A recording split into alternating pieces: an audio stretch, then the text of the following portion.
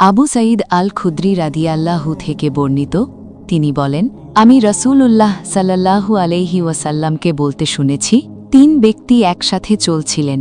হঠাৎ বৃষ্টি এসে গেল। তারা একটি পাহাড়ের গুহায় আশ্রয় নিলেন। তখন পাহাড় থেকে একটা বিরাট পাথর খসে পড়ে গুহার মুখ বন্ধ করে দিল। তারা একে অপরকে বললেন, হে লোকসকল, তোমরা তোমাদের সবচেয়ে উত্তম আমল দিয়ে আল্লাহর কাছে দোয়া করো। তাদের একজন বললেন, হে আল্লাহ, তুমি তো জানো আমার 2জন বৃদ্ধ বয়স্ক পিতামাতা ছিলেন। আমি তাদের দুধ পান করাতাম আমার পরিবার ও সন্তানদের আগে। একদিন চড়ানোতে দেরি হয়ে গেল। এসে দেখি তারা ঘুমিয়ে পড়েছেন। আমি তাদের জন্য দুধ দোহন করলাম, কিন্তু তাদের ঘুম ভাঙাতে ও তাদের আগে পরিবারকে দিতে অপছন্দ করলাম। তাই সারা রাত দুধের পাত্র হাতে দাঁড়িয়ে রইলাম, এমনকি ফজরের আলো ফুটে গেল। হে আল্লাহ, যদি তুমি জানো যে আমি এটা শুধু তোমার সন্তুষ্টির জন্য করেছি, তাহলে আমাদের জন্য এখান থেকে এমন একটা ভাগ করে দাও যাতে আমরা আকাশ দেখতে পাই।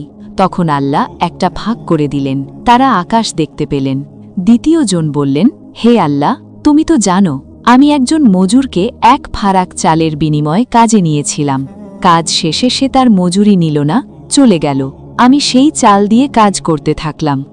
শেষে তার বিনিময়ে 1 পাল গরু ও তার রাখাল জমা হয়ে গেল। অনেক পরে সে এসে বলল, আল্লাহকে ভয় করো, আমার সাথে জুলুম করো না। আমি বললাম, ওই গরু আর রাখাল নিয়ে যাও, সব তোমার। সে বলল, আমার সাথে মজা করো না।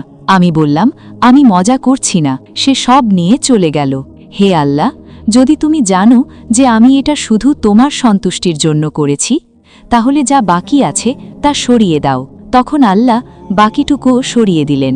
তৃতীয় জন বললেন, হে আল্লাহ, তুমি তো জানো আমার চাচাতো বোনকে আমি এত ভালোবাসতাম যতটা পুরুষ নারীকে ভালোবাসে। আমি তার কাছে হারাম সম্পর্কের প্রস্তাব দিলাম। সে রাজি হল না যতক্ষণ না আমি তাকে 100 দিনার দেই।